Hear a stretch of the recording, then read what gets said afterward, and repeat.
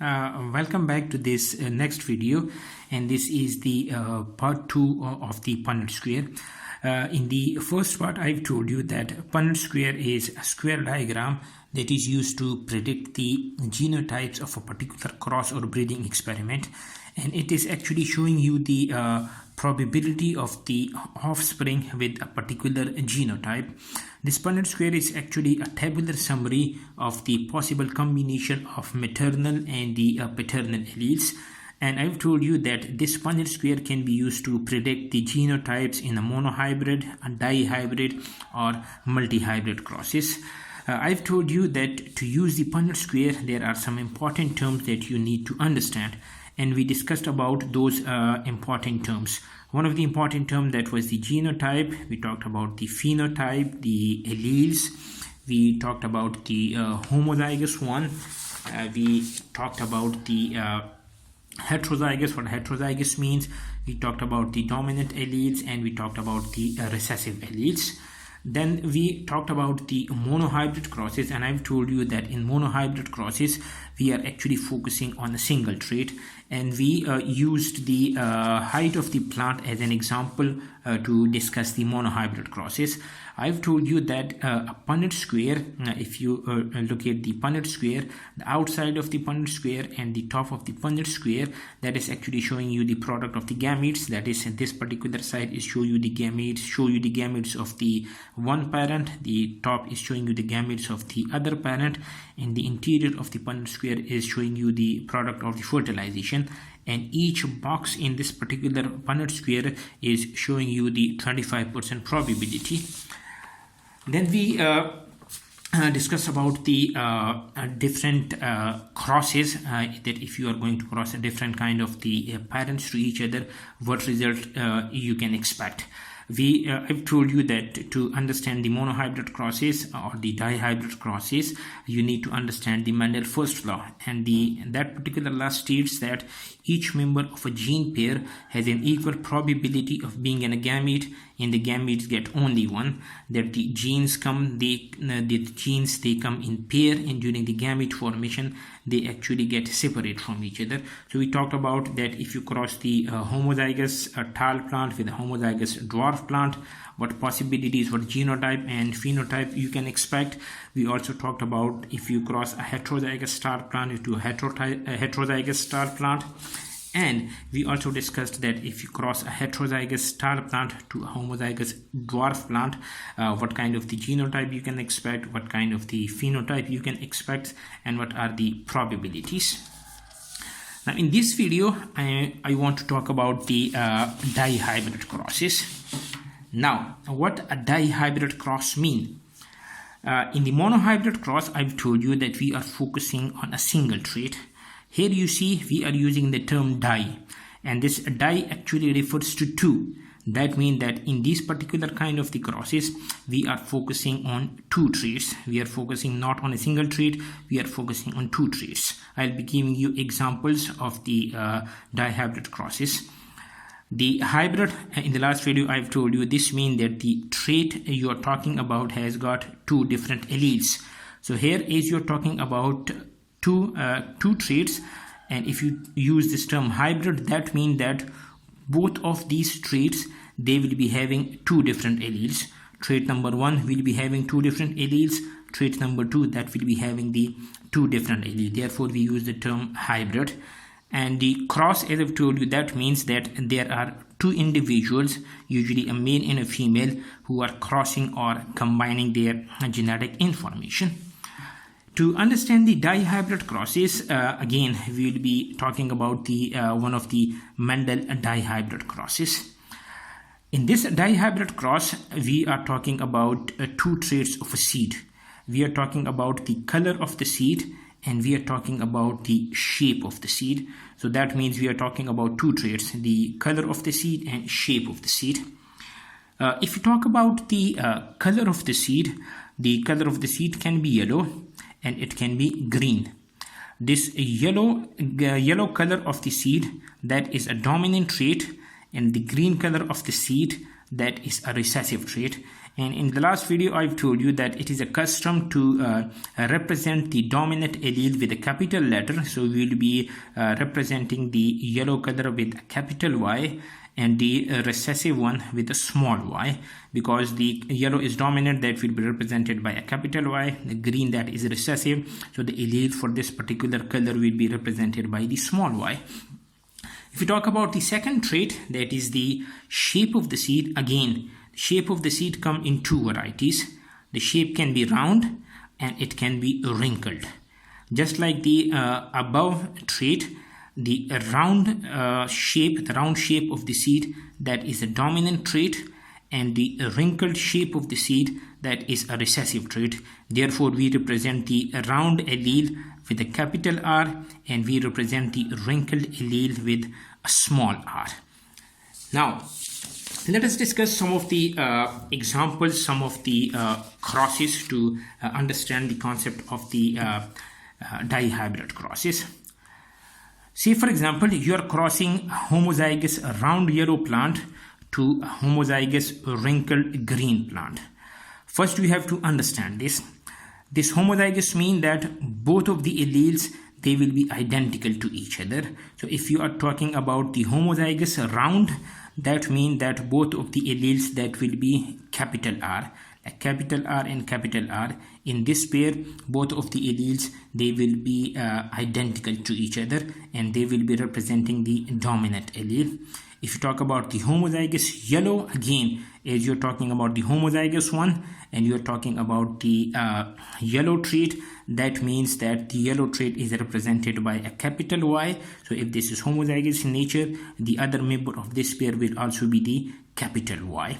So the homozygous round yellow means that the genotype of this particular plant will be capital R and capital R. This is one trait, the round trait, and the other one, that will be capital Y and capital Y. If you talk about the homozygous wrinkled green, that means again you are talking about the homozygous wrinkled. We represent the wrinkled allele with a small r. So if that is homozygous, the other member of this pair again will be the small r. If you talk about the homozygous green, both of the alleles in this pair, they will be small y and small y. Now, when you want to cross these particular parents, the first thing you have to do is that you have to make the gametes. So let us make the gametes. How to make the gametes for these particular crosses. Now, if you look at this parent, this particular pair is representing one trait, that means the round one, and this is representing the other trait, that is the yellow one. So during the gamete formation, the members of this pair, they are going to get separated from each other. Similarly, the members of this particular pair, they are going to get separated from each other. And as I've told you that the gametes, they have got equal probability, these alleles have got equal probability of being in a gamete, therefore you can expect a different kind of the gametes. Now in one of the gametes, you can expect this capital R, and with this capital R, you can actually expect this capital Y. So this is one possible gamete that this particular parent can make. Another possibility is that this capital R, the first one, it can combine with the second capital Y. So you can expect another gamete like this. Similarly, this capital R, the second capital R, it can combine with the first capital Y, and this second capital R can combine with the last capital Y. But as you see, all of these gametes, they are of the same nature. You can simply say that this particular parent makes only a single kind of the gamete that we can represent by the capital R and the capital Y. Same will be the case over here, that if you take the first small r and you combine that with the first small y, you will expect a gamete like this. Similarly, if the first r combined with the second y, you can expect a gamete like this. If the second r combined with the first y, you can expect a gamete like this. Similarly, the second r with the last y. If you look at this one again, it's all of the gamete, they are the same. You can simply say that this particular parent is making a single kind of the gamete that you can represent by the capital R and the capital Y. When you talk about a dihybrid cross, you actually see a Punnett square like this having 16 boxes. Like 1, 2, 3, 4, 4 into 4, there are 16 boxes. Now, if you look at these two parents, then the parent number 1, it is making a gamete, the gamete formation. It is making a gamete like this one. So if you want to fill all of the 16 boxes, you have to repeat this. Like this is RY, this is again the capital R, capital Y, and this is the capital R, capital Y. So this side is actually showing you the gametes of the first parent. If you talk about the top one, this top side of the Punnett square, it will be showing you the gametes of this particular parent, the homozygous wrinkled green, and as it make the gametes like this: small r, small y, small r, small y, small r, small y, and again the small r and the small y. All of the gametes, they are of the same nature. Now, if you cross them, like you take one gamete from this parent, you combine that with the gamete from the other parent, what you can expect is the capital R, it will come with the small r, the capital Y, that will come with the small y. So you will be having an offspring like this. If you cross the second one, again, you will be getting the same kind of the result because the gametes, they are the same. If you continue to do this for all of these 16 boxes, you are only going to get this particular genotype, the small r, the capital R and the small r, the capital Y and the small y. So there is no need to repeat all of this. If you know that that a particular parent is making only a single kind of the gamete, the other parent is making a single kind of the gamete, it is only enough to cross them once, because in all of the boxes you will be getting the same kind of the result. So to prevent time, what you can actually do is that if you are sure that both of the parents, they are making only a single kind of the gamete, crossing them once, that is enough, and that is going to give you the result. So in this particular cross, if you see, the genotype you are getting is the capital R, small r, capital Y and the small y. So this is going to be the genotype of the parent, the genotype of the offspring that you can expect from this particular cross. If you talk about the phenotype of this particular offspring, what will be the phenotype of this particular offspring? Is the capital R that is dominant over the small r, so the shape of the seed that will be round. Is the capital Y that is dominant over the small y, so the color of the seed that will be yellow in nature. So all of the offspring that you can expect from this particular cross, when you cross a homozygous round yellow to a homozygous wrinkled green, all of the offspring, that means 100% of the offspring that will be round yellow, but their genotype that will be heterozygous in nature. So this particular genotype, the phenotype is the same, that is round yellow. All of the offspring, they are showing you the same phenotype, but if you compare this round yellow to the parental round yellow, you can see that the parent was homozygous round yellow, but all of the offspring, they are heterozygous round yellow. Now, if you cross a heterozygous round yellow plant to a heterozygous round yellow plant, now this example will clearly show you how you can expect a different kind of the gametes from a particular parent. So let us talk about the gametes of the parent number 1, this particular parent. Now in this particular parent, if you see, this is showing you the round trait, this is showing you the yellow trait, or you can say this is the shape of the seed, and this is the color of the seed. So during the gamete formation, this capital R, the first capital R, it can combine with the capital Y, the first Y. This capital R, it can combine with the small y. This small r, it can combine with this capital Y, and this small r can combine with this small y. Now in this particular case, as you see, you are getting 4 different kind of the gametes. Like this one, this capital R, it has the probability to combine with this capital Y, but this capital R also have the probability to combine with the small y. Similarly, the small r have the probability to combine with the capital Y, and the small r that can combine with the small y as well. So you're expecting 4 different kind of the gametes from this particular parent. Is the genotype of this parent is identical to this one, that means that this particular parent is going to make 4 type of the gametes as well, just like the first parent, because the genotype that is the same, that means that the gamete they form, they will be similar to each other. Now let us cross them. What you can expect from the cross, again we have got a 16 square Punnett square. So this side is showing you the gametes of one parent, and the top is showing you the gametes of the other parent. So if you look at this one, the first gamete that the first parent can make, that is capital R capital Y, so we will put it over here. The second gamete it can make, that is the capital R and the small y. The third kind of the gamete it can make, that is the small r and the capital Y, so we will put that over here. And the fourth gamete that it can make, that is the small r and the small y, so we will put it over here. Same will be the case for the other parent as well. It can make 4 kind of the gametes. The first kind of the gamete it can make, that is the capital R capital Y. The other kind of the gamete it make is the capital R and the small y. The third one is the small r and the capital Y, and the last one is the small r and the small y. Now let us cross them, what we can expect from the cross of this particular these particular parents. Now if you look at this one, this gamete can combine with this gamete. It is going to give you the capital R, capital Y and the capital Y. This is one of the offspring you can expect. This gamete can combine with this one, therefore it is going to give you the capital R, the capital Y, but it is going to have a small y.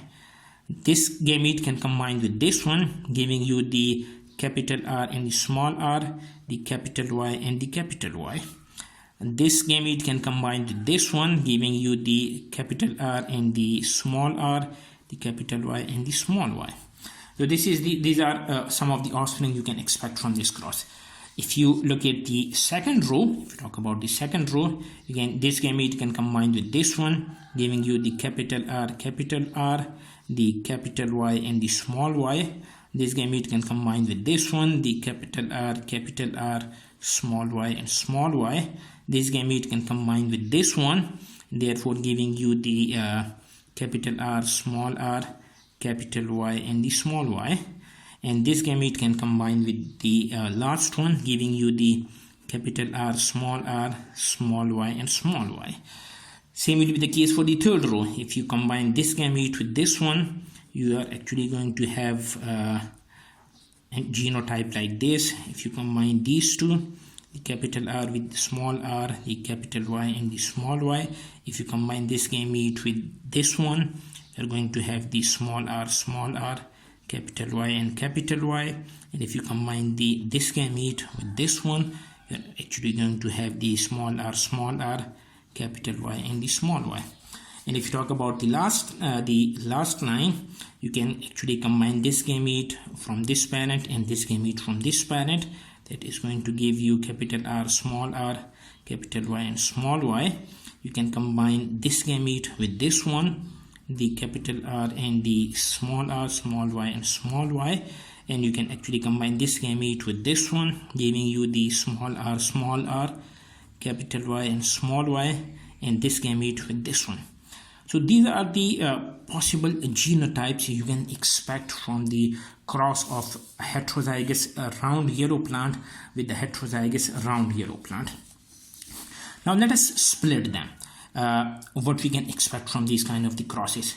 So if you look at this first one, and if you talk about this one, that is going to be round in nature because a capital R that is present over there, and this capital Y that is actually showing you the round yellow one.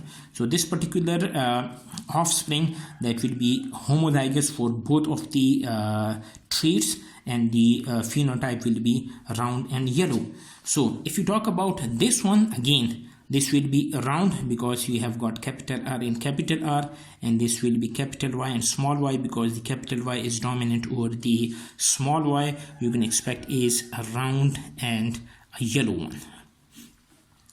If you talk about this third one, again the capital R is dominant over the small r, you can expect a round one. The capital Y and capital Y, they're going to show you the yellow one.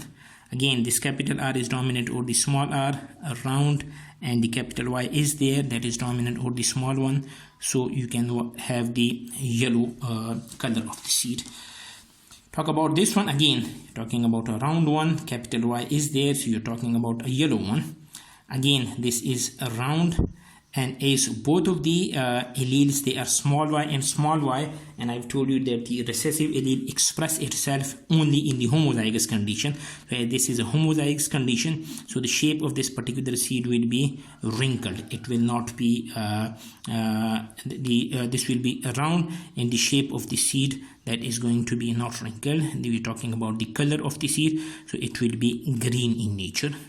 If you talk about this one, the capital R is there, so it will be round. The capital Y is there, so it will be yellow. If you talk about this one, the capital R is there, so that is going to be round, but again you have got the small y and the small y, that is going to represent the green color of the seed. If you talk about the third row, again the capital R is there, so this is a round, and both capital Y, they are there, so the color of the seed, that will be yellow. Again, this will be round, and this will be yellow in nature. If you talk about this one, you have got the small r and the small r, and as I've told you that the recessive condition expresses itself only in the homozygous condition. So this is a homozygous condition for the shape of the seed, so the shape of this particular seed will be wrinkled, but as the capital Y and capital Y, that is representing the yellow color, so the color of the seed will be yellow. Again, this will be wrinkled, but this will be yellow because the capital Y, that is there. If you talk about the last line, this one, again the capital R and the small r, so the shape, that will be round, as the capital Y is there, so the color of the seed, that will be yellow. If you talk about this one, again the capital R is there, so it will be round, as the small y and the small y is there, so that is representing the green color of the seed. Again, the small r and the small r, that is representing the wrinkled one, the wrinkled shape of the seed. The capital Y is there, and the small y is there, so the color of the seed, that will be yellow. Here, this is the small n and small r, so the shape of the seed, that will be wrinkled, and this is small y and small y, so the color of the seed, again that will be green in color. Now if you split them, like what you are expecting is that you are getting the round yellow, that is one of the phenotype you are getting. So if you count them, how many round yellow you are getting? So this is 1, 2, 3, 4, 5, 6, 7, 8 and 9. So we have 9 round yellow. The other thing that we are expecting, that is the round green. We can expect the other phenotype that we are expecting, that is the round green. So let us count how many round green are there.